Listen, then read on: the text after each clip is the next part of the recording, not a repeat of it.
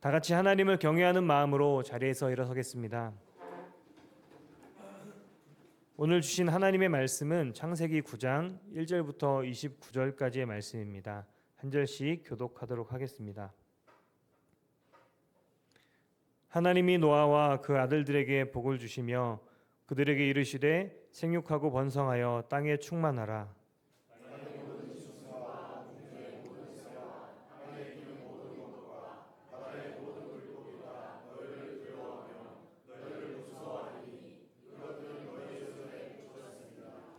모든 산 동물은 너희의 먹을 것이 될지라 채소같이 내가 이것을 다 너희에게 주노라. 내가 반드시 너희의 피 곧 너희의 생명의 피를 찾으리니 짐승이면 그 짐승에게서 사람이나 사람의 형제면 그에게서 그의 생명을 찾으리라.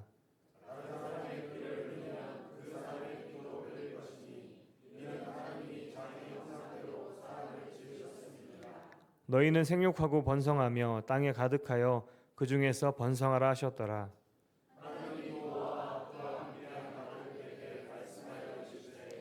내가 내 언약을 너희와 너희 후손과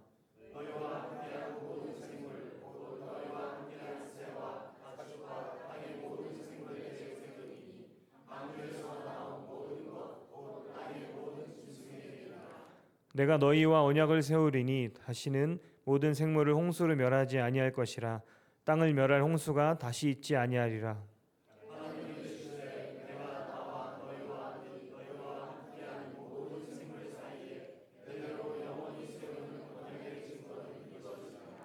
내가 내 무지개를 구름 속에 두었나니 이것이 나와 세상 사이의 언약의 증거니라.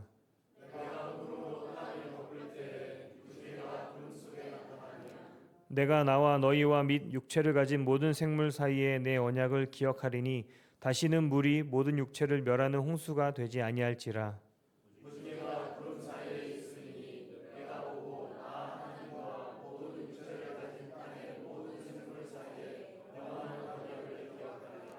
하나님이 노아에게 또 이르시되 내가 나와 땅에 있는 모든 생물 사이에 세운 언약의 증거가 이것이라 하셨더라.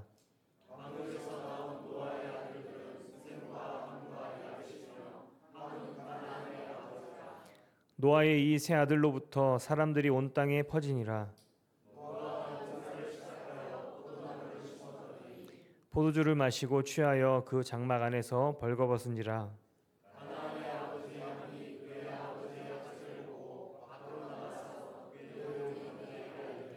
셈과 야벳이 옷을 가져다가 자기들의 어깨에 메고 뒷걸음쳐 들어가서 그들의 아버지 하체를 덮었으며 그들이 얼굴을 돌이키고 그들의 아버지 하체를 보지 아니하였더라.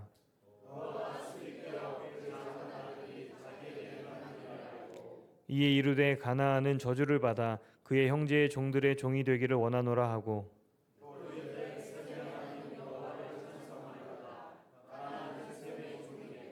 하나님이 야벳을 창대하게 하사 셈의 장막에 거하게 하시고 가나안은 그의 종이 되게 하시기를 원하노라 하였더라. 함께 읽겠습니다. 그의 나이가 950세가 되어 죽었더라. 아멘. 하나님의 말씀입니다. 오늘 함께 나눌 말씀 제목이 당신은 하나님의 형상입니다 하는 제목의 말씀입니다. 우리 스스로도 그렇고 옆에 앉아 계신 분도 그렇고 하나님의 형상, 하나님 모습대로 만들어진 존재인 것을 믿으시길 축복합니다. 옆에 분들에게도 인사 한번 합시다. 당신은 하나님의 형상입니다. 하나님의 형상입니다. 네. 이곳에 담겨진 놀라운 의미가 있습니다. 사실 이 제목으로 말씀을 나누기 전에 다른 제목이 하나 있었는데 그 제목은 피 흘리지 말라 하는 제목입니다. 오늘 본문의 말씀이 하나님의 형상과 피 흘리지 말라 하는 것과 뭔 연관이 있는지 처음에 피 흘리지 말라 하는 제목을 정했다가 당신은 하나님의 형상입니다라는 제목으로 바꿨습니다. 함께 말씀 가운데서 그 은혜를 저희가 누렸으면 좋겠습니다. 우리 창세기 보면 이 노아의 홍수의 이야기가 무려 5장에 걸쳐서 계속 이어지는 이야기로 나옵니다. 분량이 제일 많습니다. 창조의 이야기가 2장밖에 되지 않는데 이 노아의 홍수의 심판과 구원의 역사와 새 창조, 새롭게 시작하는 노아의 가족의 이야기가 그렇게 5장에 이어져서 계속 나오는 거 보면 중요한 의미가 있고, 심판과 구원의 의미, 그리고 새롭게 살아가는 우리가 어떻게 살아야 할 것인가에 관한 부분들을 말씀해 주고 있는 본문입니다. 방주에서 이 노아가 드디어 나오게 됩니다. 가족들이 나오고 제일 먼저 한 일이 제사를 드렸다고 했어요. 제사를 드리고 예배하고 하나님께 나갔던 그들에게 하나님께서 이제 나타나셔서 직접 말씀하는 말씀의 내용이 오늘 본문의 말씀입니다. 근데 이 본문의 말씀은 이전에 창조하고 나서 이 땅을 아담과 하와에게 맡기면서 주셨던 그 말씀과 동일한 말씀입니다. 1절 말씀 보면 하나님이 노아와 그의 아들들에게 복을 주시며 그들에게 이르시되 생육하고 번성하여 땅에 충만하라, 이렇게 말씀하셨거든요. 1장 28절 말씀과 동일한 말씀입니다. 새 창조죠. 새롭게 창조한 창조의 시작점인 거예요. 그리고 보면 실제 창조가 노아, 우리 아담과 하와의 첫 창조가 있었다면 이것은 심판 후에 새로운 시작의 창조가 노아 시 이후로 되어지게 된 것을 보게 됩니다. 그런데 약간 다른 것들이 있습니다. 첫 번째 창조를 하시고 나서 하나님께서는 모든 것들을 만드시고 다 너희들에게 주었다 하시면서 먹을거리를 말씀하실 때 모든 식물들을 너희가 먹을 수 있다 하고 식물들을 먹거리로 주셨어요. 근데 이 두 번째 이야기에서는 식물들뿐만 아니라 식물들과 같이 너희들에게 산 동물들, 그리고 새와 또 바다의 물고기들과 생물들을 먹을 수 있도록 그렇게 허락해 주셨어요. 이것이 좀 다른 점입니다. 더 먹거리 더 풍성해졌어요, 많아졌어요. 근데 오늘 저희가 함께 주목할 말씀은 첫 창조 역사할 때도 하나님께서 모든 걸 다 주셨는데 하나만은 하지 말라고 그랬어요. 그 하나만이 뭐냐면 선악을 알게 하는 나무의 실과를 먹지 말라 하셨거든요. 근데 마찬가지로 이렇게 노아의 가족들이 새 창조의 시작을 하면서 또 하나의 명령을 하십니다. 다른 것들을 다 생육하고 번성하고 내가 모든 것들 너한테 위임하고 맡긴다라는 말씀을 하시면서 하나 말씀하신 말씀이 있어요. 그것이 너무나 중요한 말씀 가운데 하나입니다. 모든 생물을 먹되 너희가 피채 먹지 말라 그랬어요. 피채 먹지 말라. 그러니까 피채 먹지 말라. 그것은 그 생명이 피에 있음이니라라고 말하면서 생명을 존중할 것에 대해서, 생명을 존중할 것에 대해서 지금 당부하고 있어요. 새 창조에서 새롭게 명령하는 것 가운데 생명을 귀히 여겨야 한다. 비록 동물의 모든 것들을 먹을 거리를 주셨지만 그 피채 먹지 말라고 하는 것은 생명이 얼마나 귀한 것인가에 대해서 얘기해주고 있는데, 짐승들과 동물들뿐만 아니라 하나 분명하게 말씀하고 있는 게 뭐냐면 다른 사람들의 피를 흘리지 말라 하는 것들을 말씀하고 있어요. 피를 흘리지 말라. 6절 말씀 보면 다른 사람의 피를 흘리면 그 사람의 피도 흘릴 것이니 이는 하나님이 자기 형상대로 사람을 지으셨음이니라.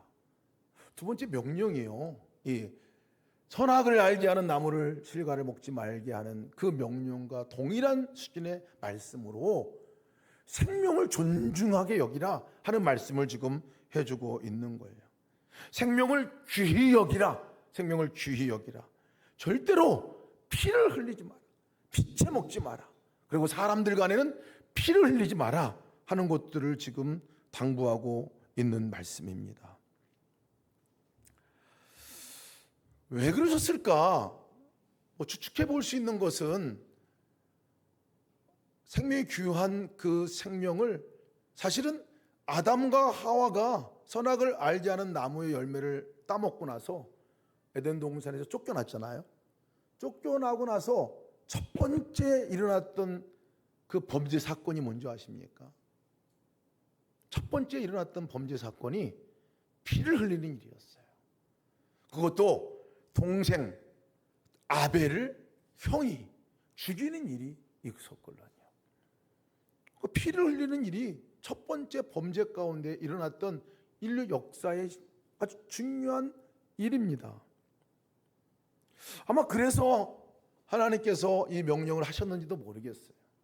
그 이후에 많은 사람들이 죄 가운데 그들의 옳은 대로 행하면서 나타났던 결과들이 뭐냐면 서로가 싸우고 서로가 피 흘리고 서로를 정말 그렇게 정말 잡아먹지 못해가지고 그렇게 살았던 그 죄악이 만연했던 것들을 하나님 보아와서 그래서 쓴 것 같습니다. 당부에 당부를 하셨던 것이 피 흘리지 마라. 피 흘리지 마라. 생명이 거기에 있다 하는 것을 말씀하고 있어요. 그런 거 보면 가인이 왜 아벨을 죽였을까? 피 흘림의 그 원인은 도대체 어디 있는가 보면 이 선악을 알게 하는 나무의 열매를 따먹은과 무관하지 않습니다.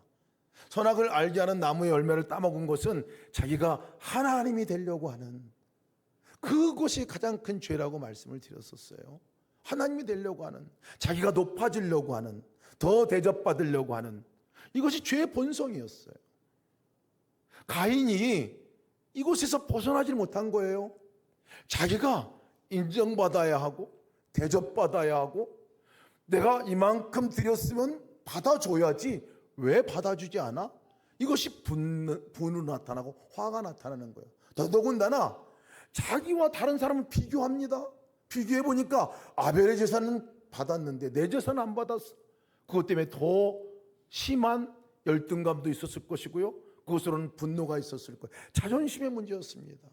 자기 자존심이 상하면 다 끝나는 거예요.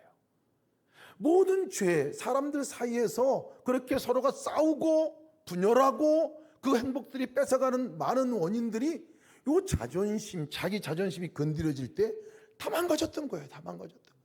노아의 이전의 죄들이 다 그런 죄들이 있었던 것을 하나님이 아시고 하나님께서 피 흘리지 말라라고 말씀하시는 그것은 피 흘리게 되기까지의 그 원인이 어디로부터 있는 것을 아시기 때문에 그렇습니다.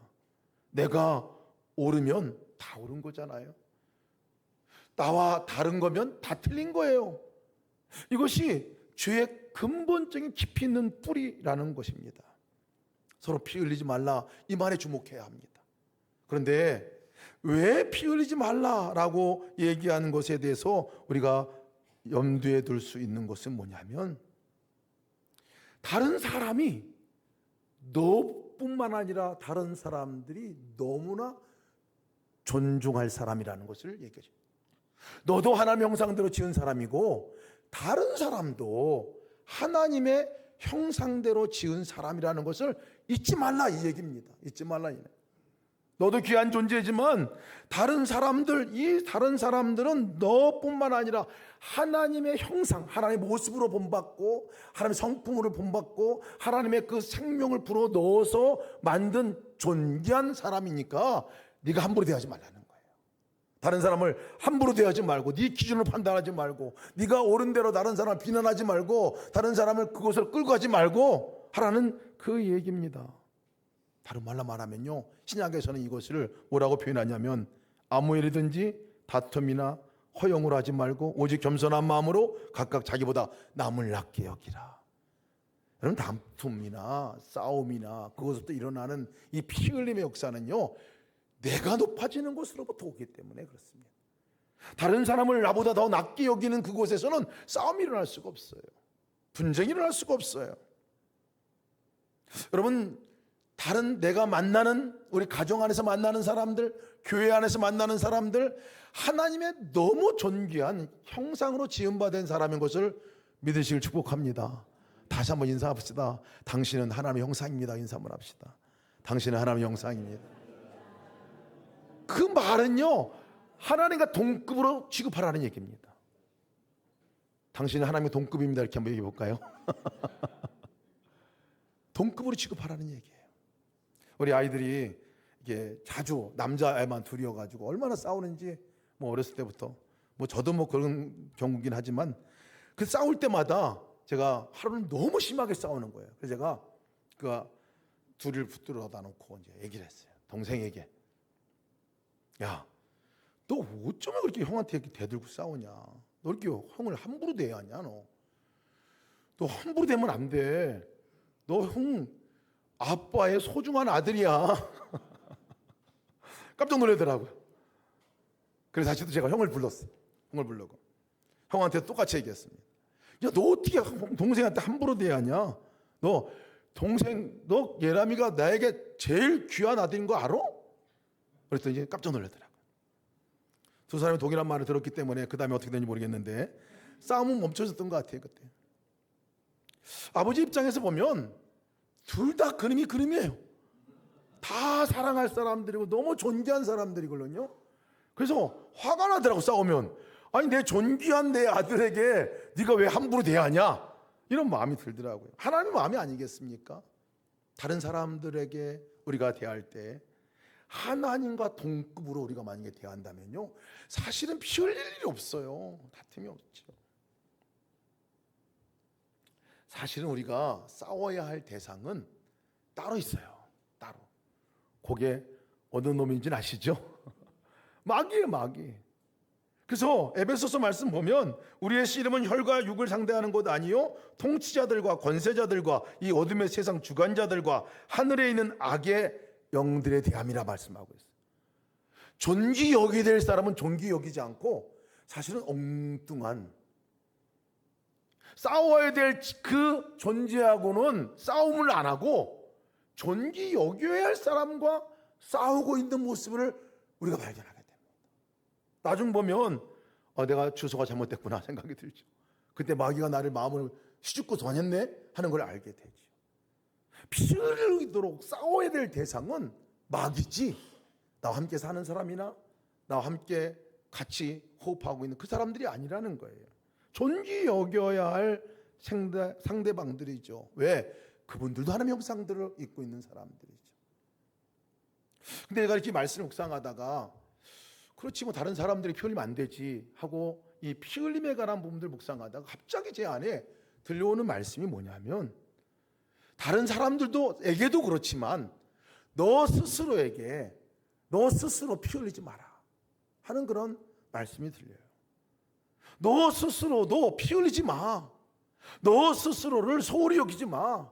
너 스스로도 존중히 여겨. 생명을 존중히 여겨. 네 생명이 보통 생명이 아니야. 네 모습이 보통 사람이 아니야.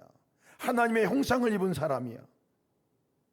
그럼 우리가 생명을 존중히 여기지 않는 다른 사람뿐만 아니라 우리 스스로에게 있어서도 피 흘리는 일을 멈춰야 된다는 것을 얘기하고 있습니다. 존중히 여기지 않고 때로 나를 비하하고 가치없는 존재로 생각하고 비관적으로 나를 생각하고 계속해서 거기에 몰입해 나가는 그것을 사실은 피 흘리는 모습과 동일한 모습이라는 거예요. 하나님께서 말씀하고자 하는 말씀은 뭐냐면 생명을 존중히 여기라.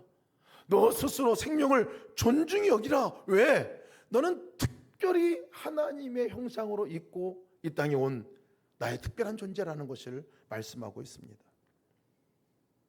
여러분, 맥스 루케이드가 쓴 책 아마 잘 아실 겁니다. You are special이라는 책이 있어요. 너는 특별하단다 라는 책이거든요. 기독교 우화죠. 펀치넬로라는 나무 인형이 나옵니다. 이 펀치넬로는 나무 인형이 유미버스라는 마을에 살고 있는데 그 유미버스라는 마을이 좀 특이해요.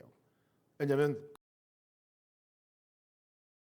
에다가 금빛 별표를 붙이고 다니고 있는 사람이 있고, 전표 아주 검은색 갖다 딱 붙여가지고 전표를 붙이고 다니는 사람이 있고, 두 가지 합쳐진 사람이 있고, 그것으로 사람을 평가하고 남을 평가하는 그 마을이었어요. 자기도 보니까 자기는 전표만 있는 거, 전표만. 금빛 별로 없어. 전표만 있고. 그래서 늘 자존심 상해하고 최하층 계급으로 살아가는 이 펀치넬로래요. 그래서 다른 사람에게도 늘 볼 때 아이고 넌 전표가 많은 사람이네 이렇게 평가를 듣고 자기가 늘 열등감 있게 살아가는 펀치넬로였어요. 근데 어느 날 누구를 만나냐면 루시아라는 여자 우리 나무 인형을 만납니다. 근데 루시아라는 그 아이는 아무것도 없어. 별표도 없고 전표도 없고 아무것도 없어. 신기해가지고 왜 그러냐 그랬더니 자기는 목수 엘리를 찾아가서 항상 만난다는 거예요. 나도 데려가 달라고 해서 가보니까 목수 엘리를 만납니다. 자기를 만든 목수였어요. 그 엘리를 찾아가 만납니다. 그때 엘리가 해주는 이야기는 너는 내가 만드는 거야. 그러니까 너는 굉장히 스페셜한 사람이야. 너는 특별한 거야. 다른 사람들이 어떻게 너를 쳐다보든지 별표를 붙여주든지 전표를 붙여든지 그거 중요하지 않아. 중요한 것은 너는 내 눈앞에 가장 스페셜한 존재야. 이러고 이 얘기를 듣고 나가면 이 펀치넬로가 돌아가는 순간에 전표들이 떨어지고 또 다시 만나면 또 전표가 떨어지고 이런 과정을 그린 이야기가 유아 스페셜 얘기입니다. 존귀한 존재인 것을 모르고 다른 사람의 판단과 다른 사람의 시각에 내 가치 존재를 판단하고 있는 이 펀치넬로에게 또 우리들에게 주는 메시지겠죠. 여러분, 우리가 가장 소중한 존재라는 것이 믿어지십니까? 하나님의 형상으로 지어진 존재라는 게 믿어지십니까? 여러분, 너무 낮게 여기지 마세요. 여러분 스스로 피 흘리지 마시기를 축복합니다. 저도 가장 비참하게 무너지고 정말 전표라는 전표를 다 붙이고 있었을 때가 있었습니다. 절망스럽고 정말 나 스스로가 뭐 하나 자랑할 것 아무것도 없는 그 시대에 그때에 정말 그냥 절망하고만 있을 그때였습니다. 그때 하나님께서 오셔서 하신 말씀이 동일한 말씀이었어요.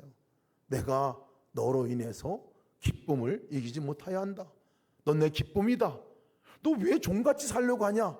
너는 종이 아니야. 너는 내 존귀한 아들이야. 이미 내가 너를 아들로 삼은 존귀한 아들이야. 그러니 종같이 살지 말고 아들로서 나와 함께 놀자 하시는 이 말씀이 평생 계속 반복해서 들려주는 말씀이기도 합니다. 여러분, 스스로 우리가 다른 사람의 시선에 의해서 나를 판단하지 마시고 내 기준과 판단 기준에 의해서 못 미쳤다고 절망하고 좌절하지 마시기 바랍니다. 하나님께서는 하나님의 형상대로 우리를 빚어주실 뿐만 아니라 그 말은 하나님과 동급으로 취급해 주신다고 말씀하시는 거예요. 그게 믿어지십니까, 여러분? 여러분, 우리의 믿음이 여기까지 가야 돼요. 하나님과 그 반열에 같이 세워주신 것, 예수님과 성령님과 하나님 그 자녀가 됐다는 의미는 바로 하나님과 동급으로 취급해 주신다고 하는 거죠. 여러분, 스페셜한 존재인 것을 믿으시길 축복합니다. 근데 이 말씀 가운데서 하나님께서 다른 사람의 피를 흘리지 말라라고 명령하셨는데, 여러분, 이 말씀이 잘 지켜졌을까요? 잘 안 지켜졌을까요? 잘 안 지켜졌죠, 그죠? 예. 선악을 알게 하는 나무의 실과를 먹지 말라 했는데 잘 지켜졌나요? 안 지켜졌어요. 그리고 이 명령 또한 바로 어기는 일들이 생기게 됩니다. 서로 피 흘리지 말라고 했는데 그렇게 말씀하신 것이 무색할 정도로다가 피 흘림의 역사가 일어나요. 물리적인 피 흘림은 아니었어요. 그러나 더 심각한 피 흘림의 역사가 그 가운데 있는 것을 말씀해 주고 있습니다. 18절부터 나오는 이야기가 그 이야기입니다. 18절부터 나오는 말씀이 마치 가인이 아벨을 죽인 것과 같이 지금 그 죄와 동일한 수준의 죄가 이 홍수 이후에 일어납니다. 노아가 농사를 짓고 이제 포도나무 여러 가지 열매들을 따고 또 포도나무를 따서 이제 거기서 포도주를 이제 재배하고 포도주를 이제 만들어서 먹었습니다. 마시고 그래서 취하고 장막에서 이제 벌거벗은 채로 누워 있습니다. 근데 그것을 보고 함이 장막 안으로 들어와서 함이 보니까 그 아들이 아버지의 하체를 보았다 그랬어요. 하여튼 벌거벗은 모습을 보고 제가 그것을 잠깐 본 것이 아니라 계속 쳐다봤다고 여기는 나오는데, 나오고 나서 그 다음에 밖에 나와서 그것을 아버지의 부끄러움과 아버지의 수치를 다른 사람에게 이야기하는 얘기가 나옵니다. 22절, 가나안의 아버지 함이 그의 아버지의 하체를 보고 밖으로 나가서 그의 두 형제에게 알리매라고 얘기하는, 알리다라는 단어가요, 거짓말을 말하다 이게 아니라 팩트를 말하다는 거예요. 팩트를 말했어요. 분명히 자기가 본 거, 진짜 아버지가 벗고 있는 거, 그리고 술 취한 거, 그걸 본 것을 말했어요. 그런데 이렇게 말한 것이 그 다음에 25절 보면 가나안을, 함의 자손을 저주하는 저주가 그 다음에 나와요. 뭐가 잘못했길래 그게 가서 보고 가서 그 팩트를 얘기한 건데 그게 그 정도로 잘못한 건가요? 처음에 저는 이것이 잘 이해가 되지 않았습니다. 아니, 가인은 사람을 직접 가서 죽였잖아요. 살인이잖아요. 엄연한 죄로 보이지만, 아니 가서 뭐 잘못한 거, 아버지 수치를 가서 얘기한 거가 뭐 그렇게 큰 거라고 자손까지 그것을 저주를 받을 만한 그 얘기가 되냐 하는 거죠. 사실 죄가 있다면 사실 어떻게 보면 노아가 잘못한 것 아니에요? 술 먹고 그렇게 한 것이 잘못한 거 아닌가요? 근데 성경은 그렇게 얘기하잖아요. 그 사건을 너무나 중요한 이야기로 취급하고 있습니다. 아마 함이 노아가 있던 장막 들어갔는데 아버지 장막이에요. 자기 장막이 아닙니다. 아버지 안방입니다. 아버지가 거기서 이제 잠자고 하는 그 장초소였죠. 안에 들어간 것도 의심쩍지만 또 아버지가 벌거벗은 모습을 보았다 그랬는데, 여기서 보았다라는 말은요, 한번 쑥 지나고 보고 지나간 게 아니라 고정해서, 눈을 고정해서 보았다 이런 얘기예요. 우리 주님 바라보자고 얘기할 때 fix your eyes라고 그러잖아요. 하나님께 우리 시선을 고정하자라는 단어가 동일한 거예요. 그냥 계속 본 거예요. 계속 본 거예요. 사실 죄가 보는 것으로부터 오긴 합니다. 모든 죄들이 우리가 보는 거, 아담도 그 선악을 알지 않은 나무를 보니까 보암직하고 먹음직도 하고 지혜롭게 탐스럽게 할 만한 나무인지라 이렇게 얘기했잖아요. 그것이 맞습니다. 근데 죄가 그렇게 오는 것도 맞습니다. 그런데 이 성경에서는 그것을 얘기하는 것보다 그 다음 함의 행보에 대해서 더 지적을 하고 있습니다. 더 큰 문제는 뭐냐면 본 것까지 좋아요. 나왔어요. 근데 그것을 가지고 지금 떠벌리고 있는 거예요.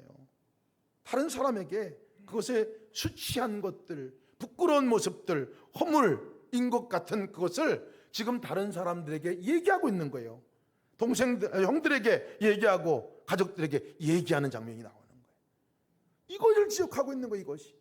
이것이 피 흘리는 것에 대해서 얘기하고 있는 거예요. 다른 사람의 수치를 드러내서 그것을 만방에 드러내는 거, 다른 사람에게 알리는 거, 이거야말로 직접 살인하는 것보다 더 큰 해를 주고 피 흘리게 하는 것이라는 것을 오늘 성경은 얘기해 주고 있는 것이에요. 참소하는 것, 비난하는 것, 다른 사람의 약점이라 생각하는 것들을 말하는 것, 이게 죽이는 일이에요. 이게 죽이는 일. 특히 공동체 안에서 그런 것들을 함부로 발사하거나 말할 때는 더 심각합니다. 공동체가 죽습니다. 자기 스스로뿐만 아니라 공동체가 죽어요. 그래서 오늘 말씀은 피 흘리지 말라 하는 말씀과 그 일을 동등하게 취급하고 있습니다. 아버지 수치를 본 것이 문제가 아니라 그 수치를 계속 보고 마음의 묵상을 한 건가 봐요. 그래서 그것을 말한, 그리고 그것을 말할 때 팩트를 말한다고 말하지만 아버지를 비난하는 말로, 참소하는 말로, 그 사람을 사랑하는 마음, 존경하는 마음이 아닌 그냥 그것의 자체를 비난하는 말로 얘기하고 있는 것들을 지적하고 있는 것입니다. 말이 중요합니다. 말이 중요해요. 첫 번째, 가인은 직접 자기 손으로 죽였다면, 두 번째 이 함은 어찌 보면 아버지의 명예를 실추시키고 아버지를 공동체로부터 사실 모함하고 어떻게 보면 참소하고 조소하고 조롱하는, 그것이 아버지를 죽인 것 같은 취급을 하고 있다는 거예요. 여러분, 우리가 이 팩트를 말하는 것에 대해서 조심할 필요가 있습니다. 어떤 분들이 이렇게 막 서로가 싸우고 있는 거 보면, 가서 얘기하는 거 보면요, 그렇게 얘기합니다. 나는 틀린 말은 안 해. 내가 본대로 얘기하는 거야. 지금 사실대로 얘기하는 거야. 근데 그것이 사랑이 빠진 말이 되면요, 날카로운 칼이 됩니다. 날카로운 칼이 돼요. 틀린 말은 안 해요. 팩트는 맞아요. 근데 그 팩트가 오히려 더 사람을 죽이게 되는 경우도 있죠. 셈과 함의 야벳의 태도는 어떻습니까? 셈과 야벳은 그러지 않았어요. 셈과 야벳은 이야기를 듣고 맞장구 치지도 않았어요.